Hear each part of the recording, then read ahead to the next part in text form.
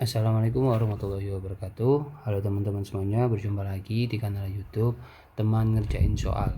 Dalam video ini saya akan mengajak teman-teman untuk mencoba mengerjakan contoh soal studi kasus PPG untuk tahun 2025, khususnya untuk studi kasus penilaian gitu ya. Oke teman-teman, tanpa berlama-lama lagi langsung saja ya kita masuk ke pembahasannya.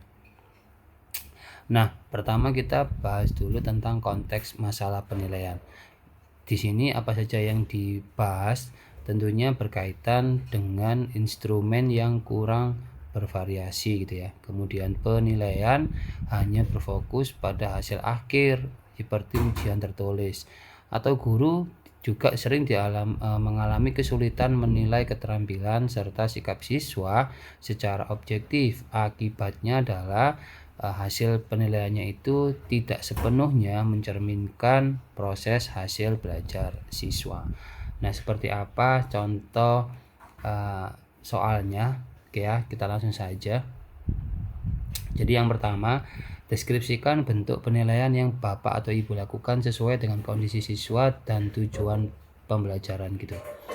Nah, di sini saya berikan contoh terkait cara menjabarkannya gitu ya, untuk mendeskripsikan bentuk penilaian yang Bapak Ibu sudah lakukan di satuan pendidikannya masing-masing. Jadi gini, di sini sebagai guru mata pelajaran sejarah Indonesia di jenjang SMA, saya melakukan penilaian yang bertujuan untuk mengukur pemahaman konsep, kemampuan berpikir kritis, serta keterampilan siswa dalam menganalisis peristiwa sejarah.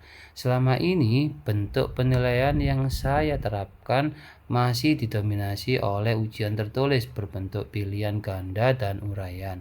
Nah, melalui penilaian ini saya dapat mengetahui sejauh mana siswa memahami kronologi, tokoh, sebab akibat dari sebuah peristiwa.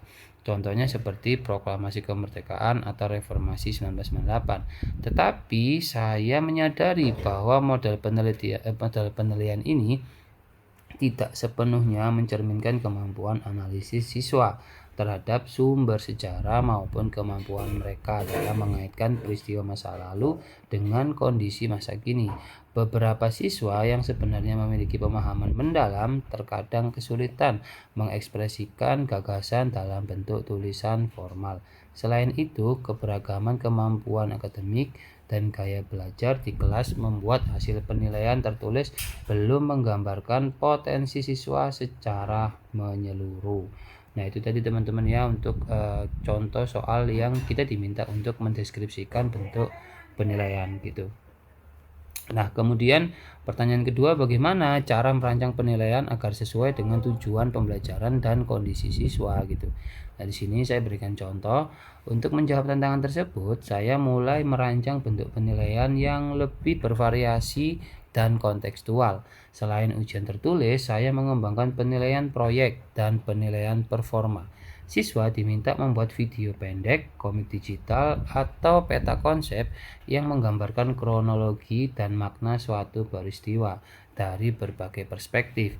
Misalnya, seperti topik Proklamasi Kemerdekaan. Siswa membagi peran, ada yang meneliti peran tokoh nasional, ada yang menganalisis situasi internasional, dan ada yang membuat narasi digital untuk menjelaskan konteksnya. Saya menggunakan rubrik penilaian yang menilai aspek pengetahuan, keterampilan berpikir kritis, kreativitas, serta kemampuan bekerja sama.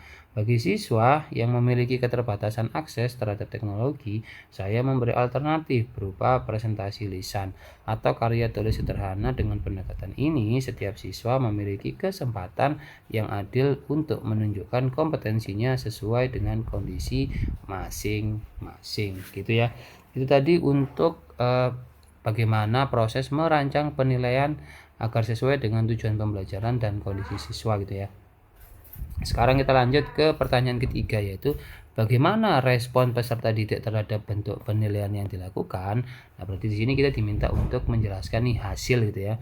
Hasil dari rancangan penilaian yang sudah kita jabarkan di pertanyaan nomor 2 tadi. Nah, di sini saya contohkan respon siswa terhadap perubahan bentuk penilaian ini sangat positif. Mereka merasa lebih bersemangat karena diberikan kebebasan dalam mengekspresikan pemahamannya. Siswa yang biasanya pasif dalam ujian tertulis justru tampak menonjol saat bekerja dalam proyek kelompok.